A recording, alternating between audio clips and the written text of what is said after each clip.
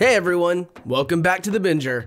Everyone's got their go-to iconic animated movie, the one you watch during a first date, after a breakup, or just because you don't feel like doing anything else. Each film has its own unique charm, and you can't go wrong when it comes to picking your favorite. Unless it's The Black Cauldron. If it is The Black Cauldron, well, we're here, you know, if you need someone to talk to. Among the rest of you Disney fanatics out there, we're willing to bet that a good chunk ranked 1992's Aladdin as your number one. There are just so many things that make it sensational. The music, the visuals, Robin Williams. Hang on, pausing here just to wipe away a tear. So it was obviously a big deal when Disney announced a live-action remake of the classic movie. In part because any theories about the original have developed over the years, and the latest installment might finally confirm or deny a few ideas. Join us as we examine Disney's Aladdin theories that have to be confirmed in the live-action movie. Longtime Aladdin fans have repeatedly raised an important point about the Sultan, which is that he's an idiot. Not just an idiot, but also negligent of anything other than getting Jasmine married off. That's why Jafar was able to constantly manipulate him as he carried out his schemes. But what if Jafar's original intention to take over Agrabah was for the good of the people? Being the chief advisor, it was apparent to him more than anyone else how badly the kingdom needed real leadership. Yeah, he does some pretty underhanded things to get Aladdin into the Cave of Wonders, but it should be noted that he doesn't actually try to off the boy until after he's gotten the lamp. A theory for why is that the magical object, the lamp itself, corrupts those whose hearts lust for power. So until he actually touches the lamp, Jafar could have had at least some nobler motivations before they were overshadowed. Fans have also noted that the Jafar in the live-action trailer, played by Marwan Kenzari, looks a lot less maniacal than his cartoon counterpart. So the idea of a more sympathetic version of the character can't be ruled out just yet. Just ask Maleficent. A number of ideas about Aladdin being set in a post-apocalyptic future have gone around. The linchpin to this theory is that the genie states that he's been trapped in a lamp for over 10,000 years, yet he repeatedly conjures materials from the present day, or, you know, the 1990s. Now, this can be explained with a few counterpoints. For one thing, the inside of the lamp could be a separate dimension, unaffected by the passing of time and space, unlike ours. It's not unreasonable to think that a big blue being with phenomenal cosmic powers could jump through time faster than the TARDIS, but more commentary has come up over the years. Fans have pointed out that in an Aladdin video game, what looks like an atomic bomb appears in one of the sequences. That's propelled the idea that a nuclear catastrophe dragged the world back into a dark age. As a result, more magic and less technology gradually emerged in this alleged whole new world. Disney movies have been inconsistent when it comes to talking animals. Early examples like Snow White and Cinderella had animals that could obviously communicate but had limited speaking abilities, whereas the Disney Renaissance era kicked off with The Little Mermaid, in which pretty much all of the animal companions could talk. Aladdin presented a middle ground option when it first came out. Iago the parrot can clearly speak, extensively in fact. Meanwhile, Aladdin's BFF Abu and Jasmine's BFF Raja fell into the category of sentient but clearly incomprehensible. What if magic is the reason why? It's possible that three of them are in fact humans who were turned into animals thanks to magic interwoven into Agrabah. Perhaps Jafar used his sorcery to give Iago the power to speak, or perhaps Abu and Raja can speak but choose not to because being identified as a human turned animal poses a danger. It should be noted that Jafar shushes Iago when they're in front of the Sultan or anyone else. Iago is a parrot after all, so he does have a natural advantage when it comes to speaking. However, in the coming live-action version, Abu will be voiced by Frank Welker, also known for voicing Fred in Scooby-Doo. So it's entirely possible that we will see our favorite monkey speak in full sentences this time around. Jasmine is regarded as one of the first and most important examples of an unapologetically feminist Disney princess. She's sharp, strong-willed, and as she famously says, quote, "I'm not a prize to be won." Over the course of the movie, she gradually returns Aladdin's feelings for her, and they eventually fly off happily ever after. But what if she had been wise to what Aladdin was doing from the very beginning?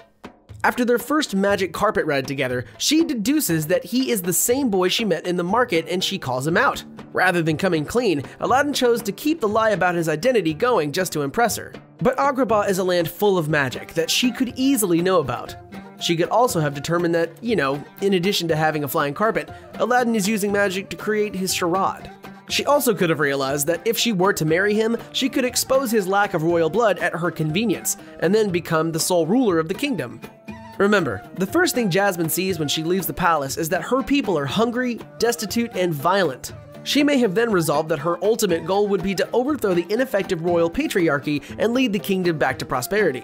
That isn't to say that she didn't truly love Aladdin by the end. It's just a suggestion that she's capable of having more than one motivation, and it doesn't always have to be some handsome guy. In the 1992 animated feature, Aladdin didn't really have any competition for Jasmine's affection, except for Prince Ahmed, who was turned down unceremoniously, and Jafar, who, okay, he doesn't really count. Things were shaken up a bit in the 2019 adaptation, though.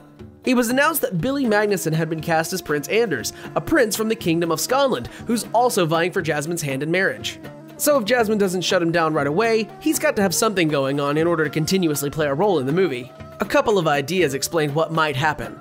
Anders might serve as Aladdin's foil. He highlights the difference between someone who looks perfect on paper versus someone who's rough around the edges but is ultimately a good person.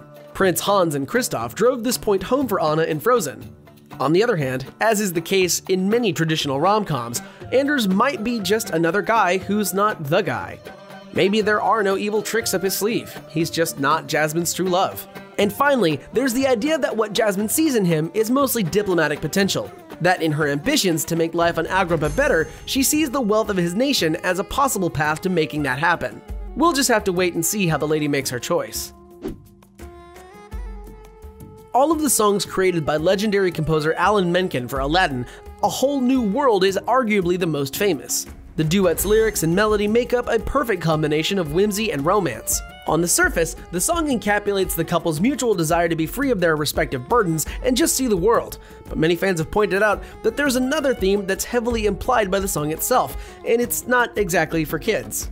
The idea of Aladdin and Jasmine exploring the birds and the bees is a little too far-fetched in the context of an animated feature. However, the live-action version has the advantage of flesh and blood, teenage-looking actors filling the roles. It's possible for them to do the song in a way that effectively conveys the awkwardness, excitement, and uncertainty that comes with the first time. Disney live-action movies definitely have made strides in how they discuss gender equality and healthy relationships. Maleficent discussed toxic masculinity through Princess Aurora's father, King Stefan. Beauty and the Beast gave Belle the goal of teaching girls in her village how to read. So dedicating a part of Aladdin to discussing consent and relationships could be another great topic to touch on with new and legacy audiences. Aside from Jafar, Aladdin's greatest nemesis was originally Rasul, a big, dumb, Gaston-like royal guard who carried out the palace orders. In the animated movie, he's hardly more than a muscle for hire who Jafar orders around, but his hatred for Aladdin, who he calls a street rat and reportedly pursues, seems kind of personal. Some have drawn parallels between the two with another story, Les Miserables. A starving thief named Jean Valjean is arrested for stealing a loaf of bread, but an improbable incident sets a chain of events that helps him prosper. Meanwhile, his jail warden, maddened by his escaping and jealous of his success, comes after him over and over. So, Rasul's resent toward Aladdin might in fact be deeper than it appears on the surface. The character is set to be appearing in the live-action version. However, the character of Hakim, who is also a palace guard in the animated movie, is reportedly acting as Jafar's right-hand man. So, it's not certain exactly how big a role Rasul will have, let alone if the movie will invest any time in his backstory. Robin Williams famously characterized the genie as goofy, fantastic, and kind-hearted. Apart from Abu, he was Aladdin's best friend. I mean, look at that hug after Aladdin sets him free at the end. Unadulterated feels every time. From the footage we've seen so far, it appears that Will Smith will be putting his own spin on the character, but everything points to the new genie retaining the ethos of the original character, as he helps Al along with his big romantic quest. Over the years, however, many fans have questioned the moral integrity of Big Lovable Blue. In several traditions, the genie comes from the mythological Jinn, sometimes called the Fire People. In many theories, they're described as something between a human and a heavenly being, and are characterized as tricksters. In contemporary media, this interpretation has appeared on TV series including Charmed and American Gods. So what if Genie had been manipulating Aladdin the whole time to ensure his eventual freedom? The theory goes that the genie had always intended to be taken by Jafar, that he knew that the only thing Aladdin truly wanted was a relationship with Jasmine, but he would never truly be a prince. So putting Aladdin in the position to save the kingdom was the only way he could be deemed worthy of marrying a princess. At the end of the movie, the genie tugs on Aladdin's heartstrings and his freedom is wished for. Likewise, the Sultan says, quote, "You've certainly proven your worth as far as I'm concerned." Both characters did get exactly what they wanted. As in the case of the cross-examination of Jasmine's motivations, the theory isn't to say that Genie's affection for Aladdin wasn't real, but he was trapped in a lamp for 10,000 years. There's very little to do other than plan how to win his freedom, if he ever got the chance again. Fans keep coming back to two of the biggest plot holes in the original movie. Who created the Cave of Wonders and put the lamp in there, and what makes Aladdin the diamond in the rough? Sure, Aladdin's a great guy, but what makes him the one person in all of the world worthy of entering the cave to retrieve the lamp? One idea suggests that it was Aladdin's ancestors who were responsible for creating the cave. As heads of an ancient order, they were the protectors of the lamp and hid it away to keep it from falling into the wrong hands. Aladdin might have known about his family legacy, except that he's been separated from them all his life. Changing the live-action interpretation to run with this idea would likely spark significant controversy. The live-action Beauty and the Beast remake was certainly criticized for introducing a subplot about Belle's family's origins in Paris. Still, it can be really satisfying when more serious adaptations depart from the one-in-a-million explanations often employed by cartoons. And the irony of a hero trying so hard to be a prince realizing the true importance of his lineage could make for some great storytelling. What do you think? Are these theories too twisted, too ludicrous, so convoluted that no adaptation, animated or live action, could prove them true or false? Do what you do, and let us know in the comments down below. And if you enjoyed this video, give us a like and subscribe to The Binger for more great content. Thanks for watching.